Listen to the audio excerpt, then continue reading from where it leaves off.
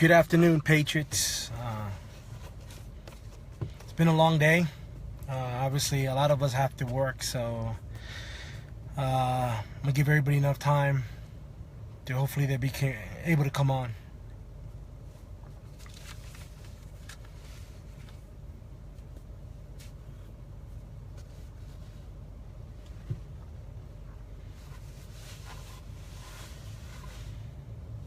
Oh, this is great. For those that are participating, I want to say thank you. Thank you very much for coming on and taking the time to listen to me and for me providing the evidence. Obviously, the reason why we're here is to continue exposing the corruption. As I stated in yesterday's video on Mondays and Sunday, I'm going to continue to provide evidence. New evidence, obviously, and then some of the new evidence supported by other evidence or yesterday's evidence. Now, this is one of the reasons why I'm kind of starting kind of late today, but I had to go to the library and print some stuff out. And obviously everything's about fire in this subject. This subject has to do with fire. Fire prevention and control. I put the links in there for people to go and can follow. Now, as I stated before, I'm gonna ask this: why wasn't this evidence ever brought up to the Hammond's attorney? Why didn't the Hammond's attorney ever introduce this evidence to the jury? And if the Hammond's attorney ever read any of this information, congressional bills, public law bills, whatever you want to call it, House resolution bills, Senate bills, whatever they want to call it, at the end of the day, did they ever read any of these bills? And if they didn't, then why not? Most fundamental question is, why not? So, as I stated yesterday, here, on this bill that I'm here, it's called Public Law, and I'm going to read it for you guys.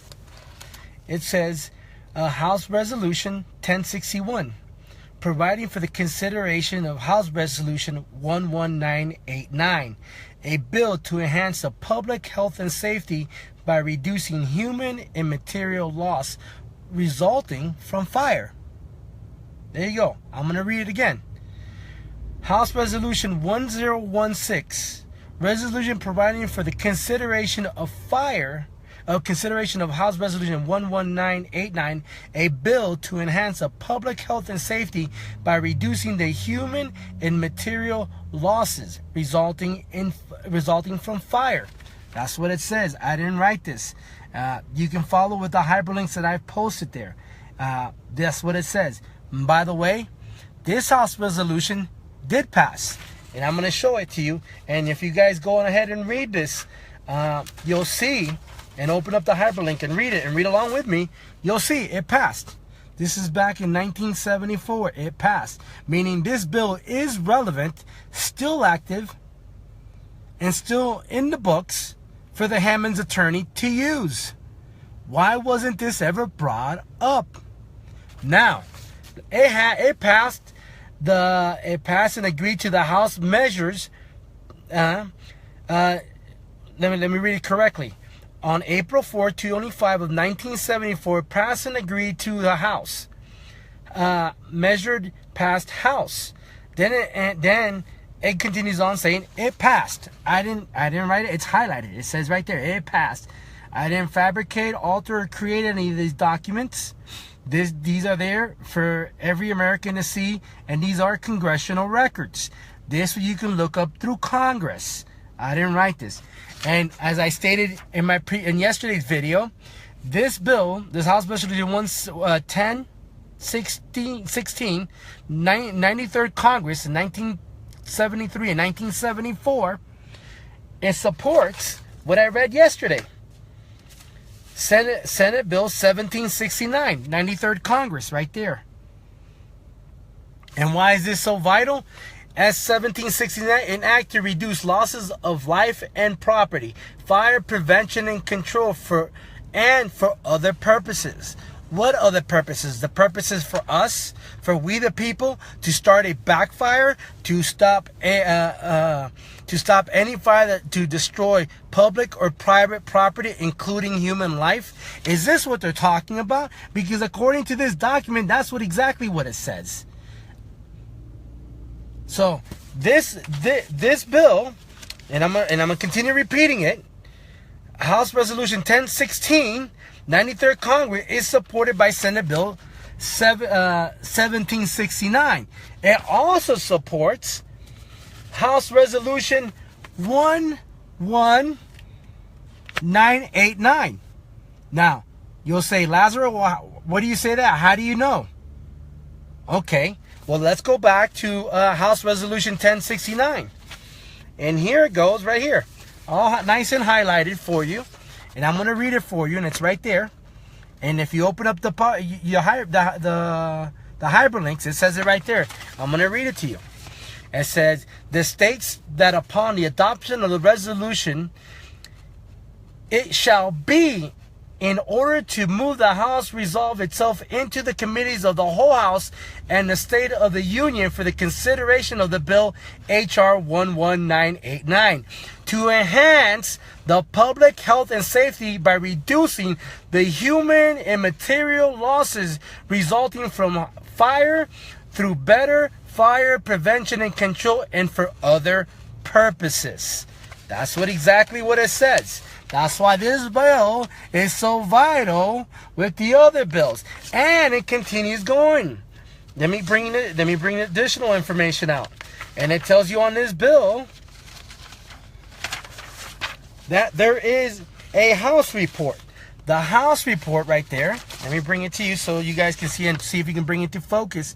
That House report that's there highlighted, that House report, it's a House Report 93-956.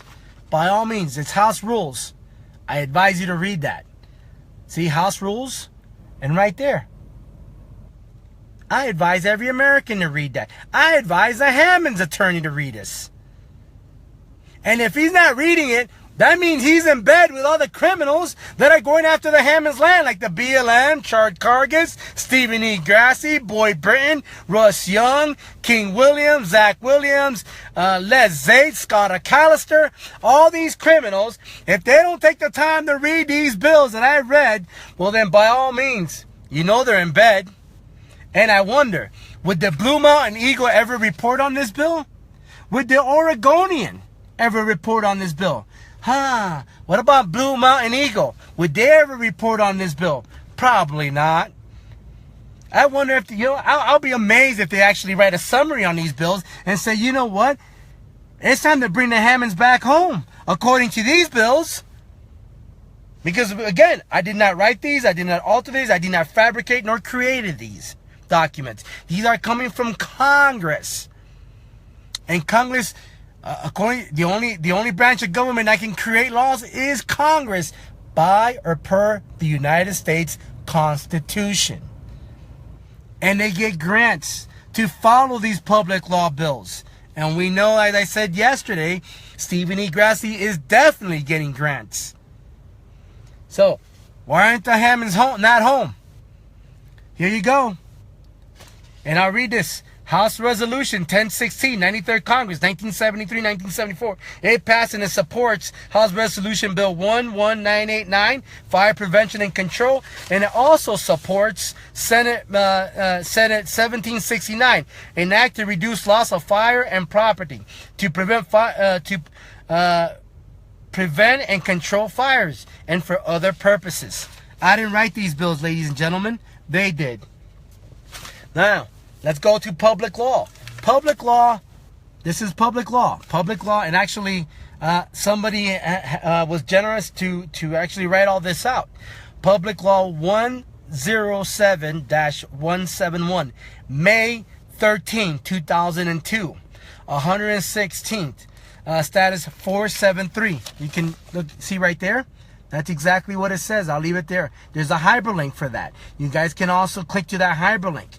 But somebody wrote just a couple of paragraphs to support the actual bill, and I'm going to show you a copy of the actual bill right there. That's the actual bill right there. I want you guys to get a good view of this bill. And there's hyperlinks. And by the way, if those links decide to disappear, everything's saved in a PDF file, and it can be also emailed to you, or I can send it to you on Facebook. Whatever you guys decide, I can do that. And I'm going to read Public Law 107-171, May 13 of 2002. And also is supported by 16 United States Code 2106C, as in Charlie. I'll repeat this. This public law 107-171, May 13, 2002, is supported by 16 United States Code 2106C, as in Charlie. Just as a footnote for the Hammond's attorney to look into. That's if he decides to look into. Then again, he might be in bed with all the criminals that I mentioned. So I am having problems with Facebook. I apologize. For some reason, some people don't want the truth to come out. And I apologize. So it's out of my control. All I'm doing is bringing the evidence. And all we can do is fight these criminals with the truth. Certain people might not want the truth to come out. But I am going to continue exposing these criminals.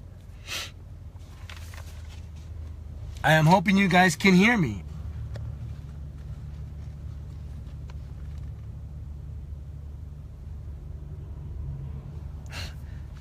Cindy, I wouldn't be surprised if actually Facebook would not allow you to listen to me.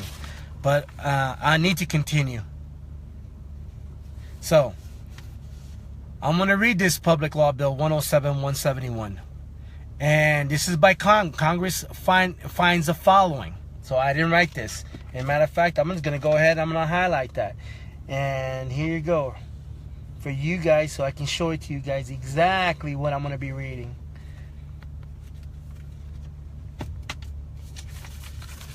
See right there?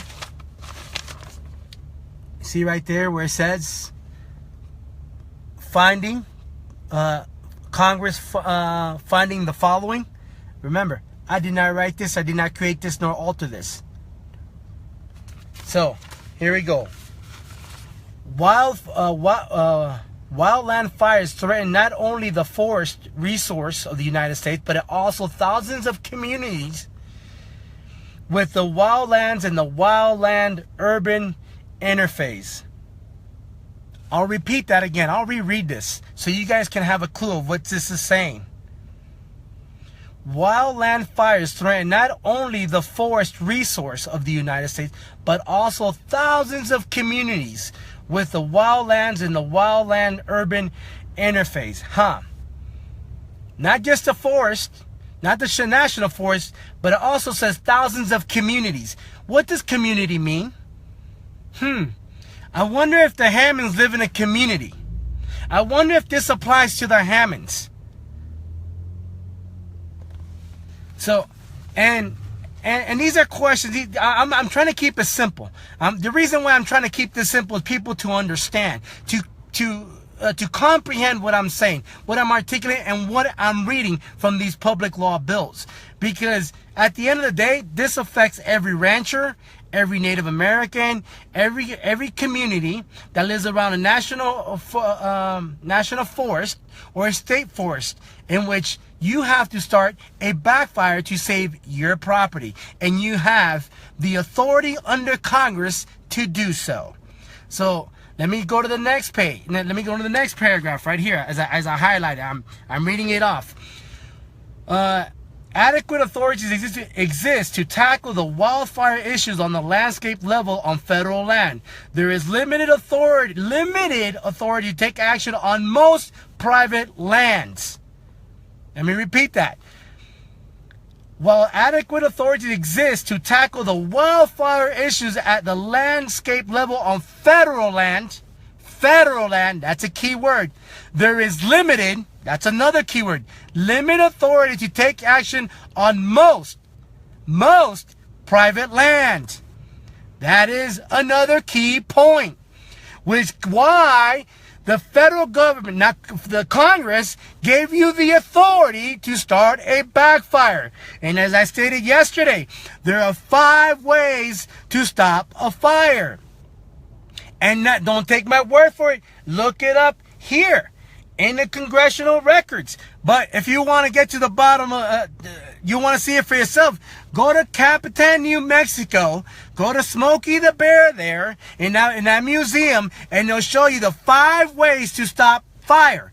And backfire is one of them. We have a problem, ladies and gentlemen. We have a problem with the attorneys. We have a problem with the de facto court. We have a problem with the de facto judges. We have a problem with the de facto attorneys coming out of Lewis and Clark Law School. We have a problem with dirty politicians that are part members of the American Bar Association. We have a problem that our learning institutions are not teaching these congressional bills. We have a problem that the sheriffs don't know about these congressional bills. We have a problem that the people lack the knowledge of the Constitution, that lack the knowledge of the Federalist Papers, that lack the knowledge of the Bill of Rights, that lack the knowledge of the Constitution, and the Federalist Papers, because this applies to you, and there's no separation of powers, as I stated yesterday, because these criminal bar members are politicians, judges, and attorneys that are preventing you from educating or empowering yourself with knowledge and with the truth, because these are facts. This is what was written. I did not write this. So I'm going to go back and I'm going to reread it again. While adequate authorities exist to tackle wildfire issues on landscapes on federal land, meaning federal land is more important than the community. I didn't say it. That's what it states in Public Law 107-171, May 13, 2002. But all the other documents that I just mentioned earlier tells you can start a backfire to prevent fire. Why? Because remember, the federal government only cares about federal land and not community. Here you go, just in case for those that said it was upside down. It says it right there. And there's a hyperlink there for you guys to open it up and read it. Read the entire bill. Don't read portion of it. Don't skim through it. Don't read every other word. I want you to read every word. I want you to dissect these bills, these congressional bills, these public law bills, because you need to. Because if you are a rancher, or if you're a Native American, you most definitely want to read these bills. If you have a house or a community that resides around federal land or national parks, you definitely want to read these bills. So let me continue. While adequate authority exists to tackle wildfire issues on the landscape level on federal land, there is limited authority to take action on most private lands. And the largest threat to life and property exists on private land. Let me read the last paragraph. There is a limited authority to take action on most private lands, and the largest threat to life and property exists on private land. Basically, this bill means you are meaningless. And you are there to defend yourself, to defend for your property, for you to defend for your livestock, for you to defend your land, your resource, your water, your lumber, your minerals. Whatever you have on that land, that property, that deed that belongs to you, you're on your own, according to this. Public Law 107-171. Let me continue on. But the funny thing is, according to these other bills, it contradicts what they're saying. It contradicts everything they're saying on Public Law 107-171, May 13, 2002. Contradiction. Why are we not surprised? Isn't that what we pay the government? to play both sides? Remember, when there's smoke, there is fire. Motive equals greed. So if you have minerals in your property, or the government wants those water rights, and they can't buy you from your land, and they can't beat you in their de facto courts, they're going to burn you out. And they will burn you out. One way, shape, or form. How many times have the BLM started backfires and went uncontrolled? How many times did they just start a fire? Just a fire, so they can replenish the land and get out of control. Because you have incompetent government employees. That's what they are. Incompetent, ignorant government employees. Don't know what the hell they're doing, but we the taxpayers are funding these idiots. Let me continue. Cooperative management related to wildfire threats. The Secretary may cooperate with the state forest and equivalent state officials in the management of lands in the United States for the following purposes: aid in wildfire prevention and control, protect communities from wildfire threats, enhance the growth and maintenance of trees and forests that promote overall forest health. But didn't I tell you there was a contradiction? 4 minutes ago, I just showed you the bills that contradict this, but there's one stipulation right here. One stipulation in this public law. The same public law that I just read to you, it's contradicting itself. And I'm going to show you, and I'm going to prove it to you. And I'm going to read it. The cooperative management in relation to wildfire threats, the Secretary may cooperate with the states and foresters and equivalent state officials in the management of the lands of the United States for the following purposes: aid in wildfire prevention and control, and one, and then two, protect communities from wildfire threats. Look at that. Protect communities from wildfire threats.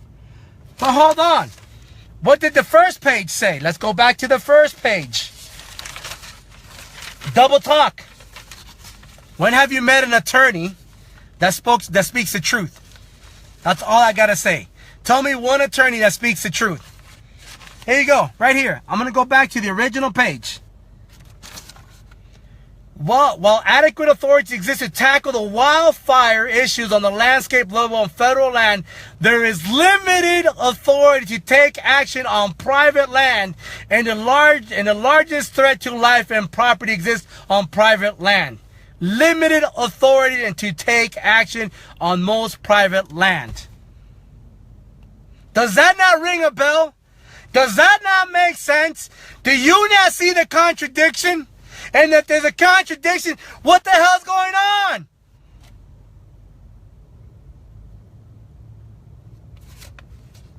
Double talk? Double talk from attorneys? I'll take this part of the bill and I'll apply this part of the bill, and then go after the Hammonds to say they're terrorists because they created a backfire to save their property, in which they have the authority under those other public laws that I read earlier. But there's a contradiction here on this public law bill. 107-171, May 13, 2002. And if you ain't going to read it, well then guess what? Kiss your property goodbye. For all those ranchers and all those Native Americans and those communities that live next to a national forest, kiss it goodbye. Because all I'm doing is bringing you the truth.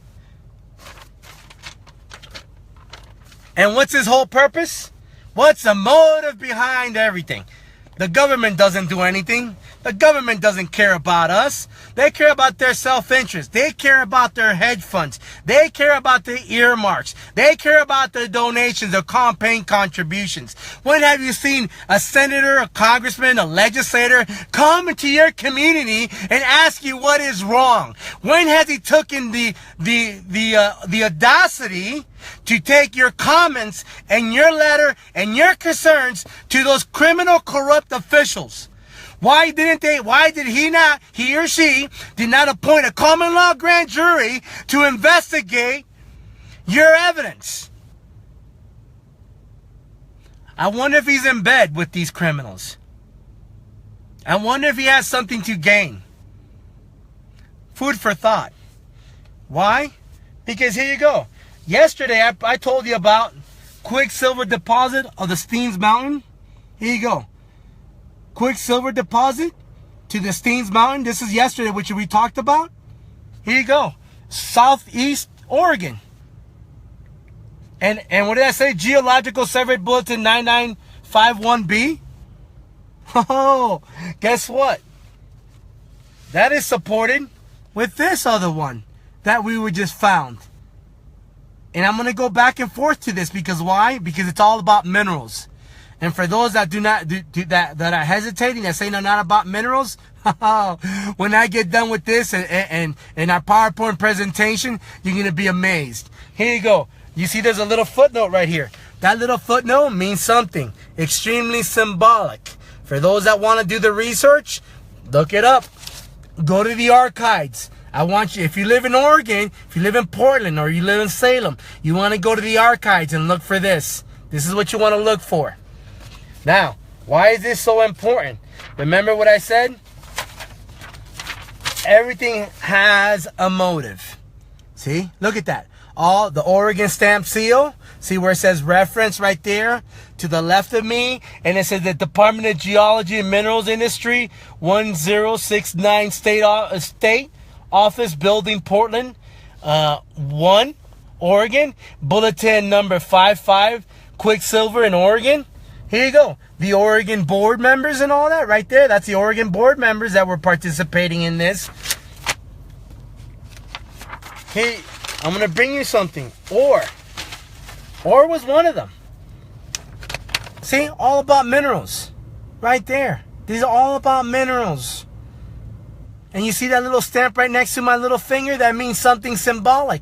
So if you live in Portland or in Salem, I advise you go look up to the archives and look for this information. Because 181 pages. And it was February 4th, 1963. Right there. February 4th, 1963 for those that want to see it. For those that want to take the time to research it. Now, why is this so symbolic? Because look. They even give you a breakdown. They even give you a table of contents. Right there. You see that table of contents right there? I'm going to read it to you. So you can see Southwest Oregon, Northwest Oregon, North Central Oregon, South Central Oregon, Southeastern Oregon. Who lives in Southeastern Oregon? The Hammonds. That's right. Stephen E. Grassi. Wasn't he in the committee there by Harney County in Southeast Oregon? Interesting, huh? How things come together. Motive. And by the way, and also northeastern Oregon. So Southwest Oregon, Northwest Oregon, North Central Oregon, South Central Oregon, Southeast Oregon, and Northeastern Oregon. Here you go. Economic Geological of Quicksilver. That's what it says. I didn't write this. And for those that can't see it, I'm gonna even highlight it for you so you guys can see it.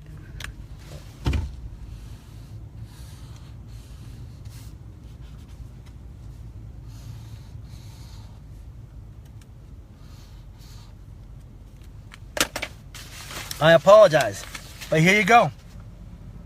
Right there. It says it right there for you guys to read up. For those that have lands, for those that only care about ranching, I respect you, but guess what?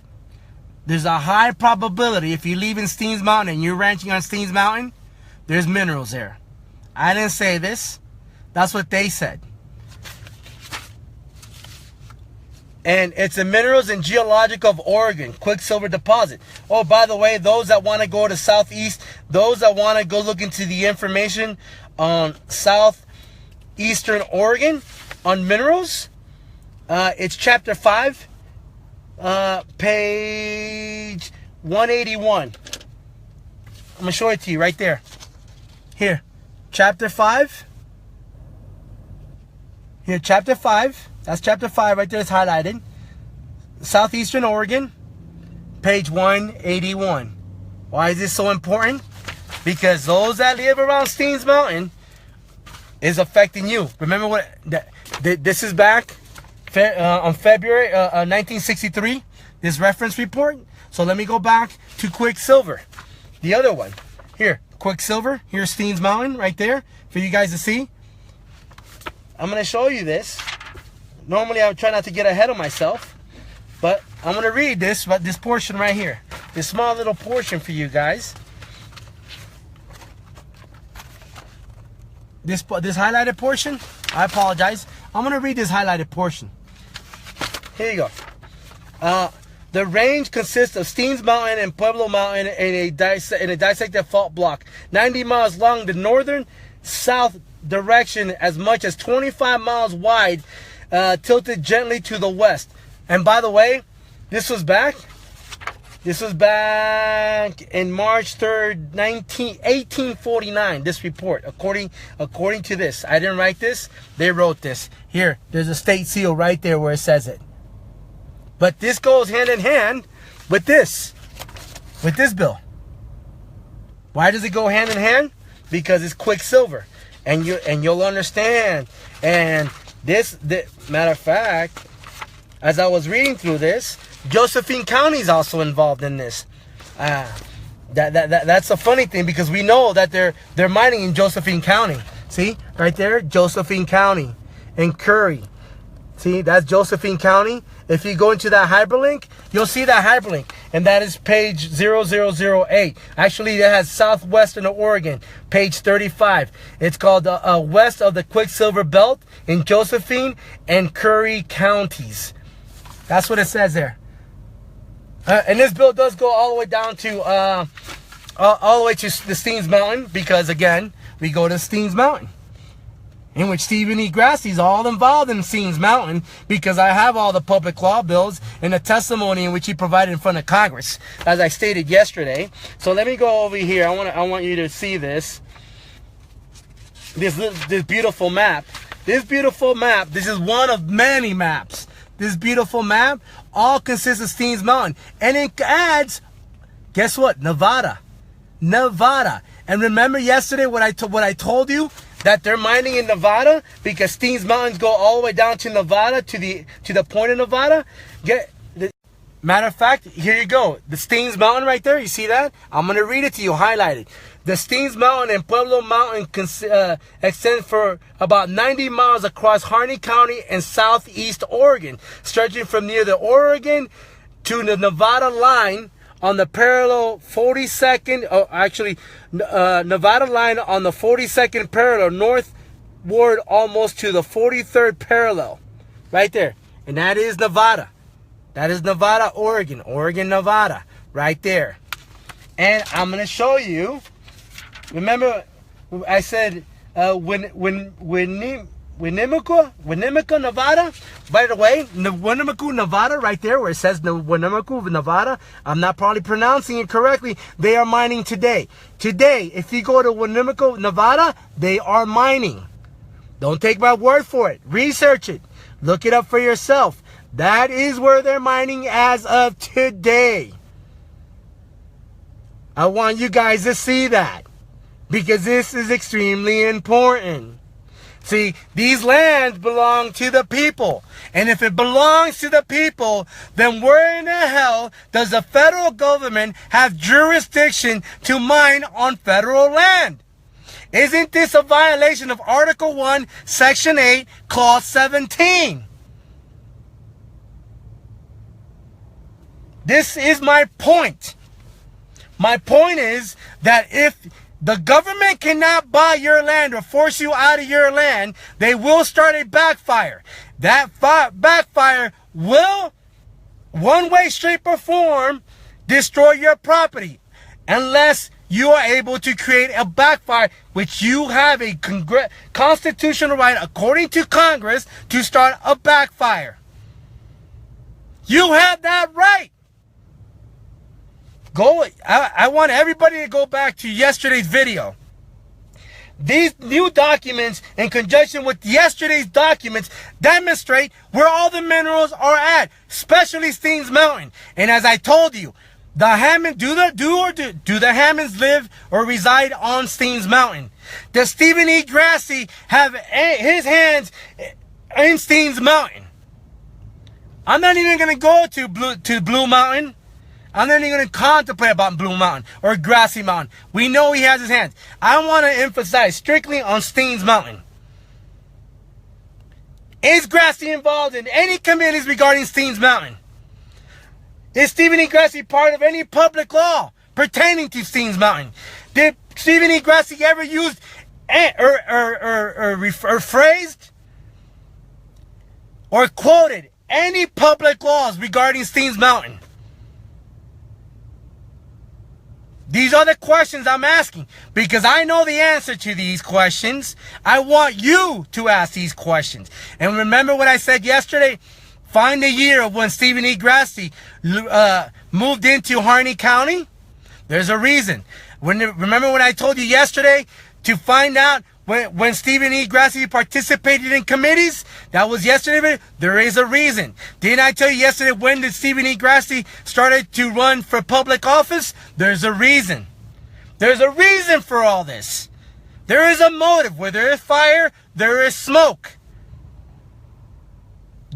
This is what I'm trying to bring to the American people. The Hammonds had a constitutional right, a moral right, and an obligation to start a backfire to protect their property. And we know, according to documents in which Stephen E. Grassy was participating, that the Hammonds have minerals. Now, what type of minerals? That is for you to decide according to Stephen E. Grassy's committee. I did not write that document. I did not create that document. I did not fabricate that document. I did not alter that document. That document will come out in the PowerPoint presentation. Because once you see that document and you see all the evidence regarding to all the minerals is why Stephen E. Grassy did not look out for the best interests of the Hammonds, nor did he stop that de facto courtroom in which he had an obligation to do as a public official. And if he did not know any of these documents, then he's one ignorant, incompetent buffoon.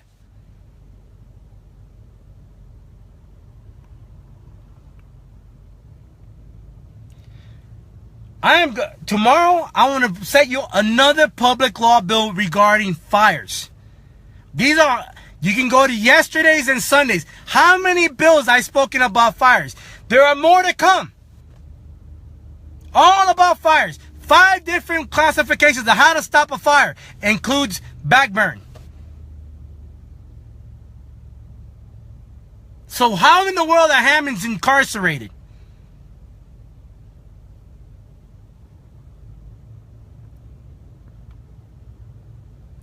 This is for the information for every American person to read, to get educated and empower themselves, and start asking these questions. And for Lars Larson, I know you're in bed. I know you're in bed with Kate Brown. I know you are in bed with Stephen E. Grassy. I know you are in bed with David Ward. I also know that you are definitely in bed with Les Zate and Scott McAllister. And let me tell you this much. You are not a conservative. I will debate you and all the other buffoons I mentioned, including King Williams and Zach Williams and his freaking wife and Blue Mountain Eagle. I will be happy to debate even Boyd Brain, Andy Benz, Cher Brian Wolf, Kate Brown, Ron Wyden, Jeff Merkley, Greg Walden. Any of these documents say otherwise. This is why Lars Larson avoids me, avoids Brady, and avoids other individuals that I will not mention right now. And there's a reason why this criminal, this so-called conservative radio talk host, Lars Larson, has avoided these issues, because these are facts. And matter of fact, do not extend the invitation to me. How about extending the invitation to the Finnegan family? How about extending the invitation to the Bundy family? How about extending the invitation to Shauna Cox? How about extending the invitation to Daryl Thorne? How about extending the invitation to the Hammonds? How about them bringing these documents to you to present to you so the American people can know the truth? But you are bought and paid for by Laz Ecenarro and all the other criminals that I mentioned. So those in the West Coast that listen to Lars Larson, that think he's a conservative, he's done. It's over. And I called him out, and if he wants to debate, more than happy to debate. Let's have a public forum, a debate. And if you don't want to debate with me, then bring those families that I mentioned. Because idiots like you are keeping the truth from coming out. And idiots like you are having these idiots that I mentioned going on your radio show.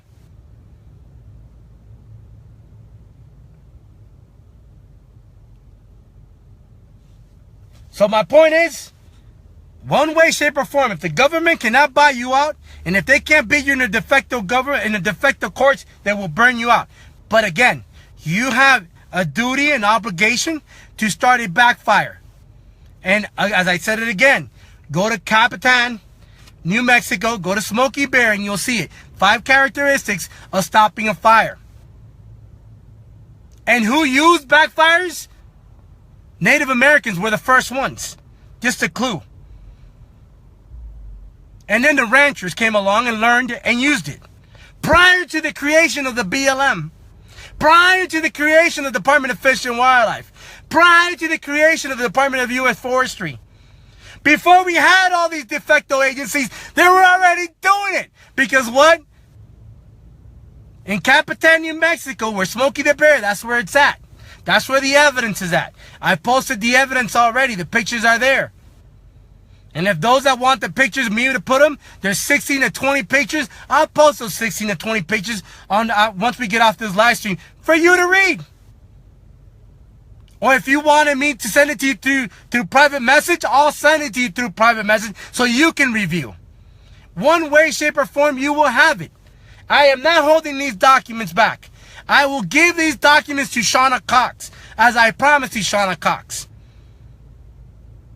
And I hope that Kelly and John Lamb and Gavin Simon will continue this narrative and to look up these bills and to talk about these bills, because the world needs to know the truth. These innocent men are unlawfully incarcerated. This is just Oregon.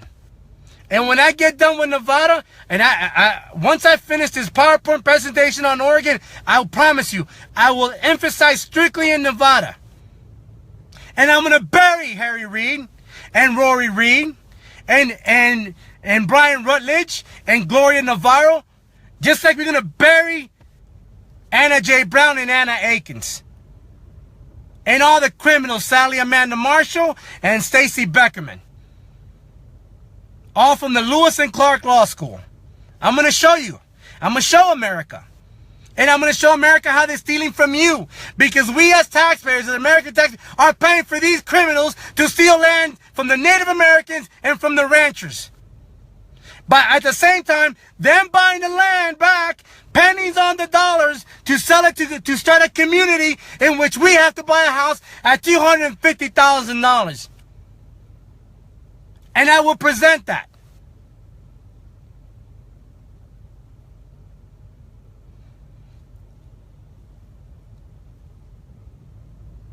So, to everybody, I want to say thank you that's listening. I hope this message gets through. For the sake of the Hammonds, the Bundys, the Finnegans, especially Joe Robinson, the Haigs, and actually David Haig from Alaska, and Schaefer Cox from Alaska, even though they were not directly related with respect to the land grabbing, but they were also unlawfully incarcerated, Schaefer Cox, regarding the de facto government. And Joe Robinson, we know, are the 3 ponds. And all these documents just demonstrate, and Joe Robinson has minerals in his land. And we know why the de facto government, Malloy, was going after Joe Robinson's land, because of the minerals.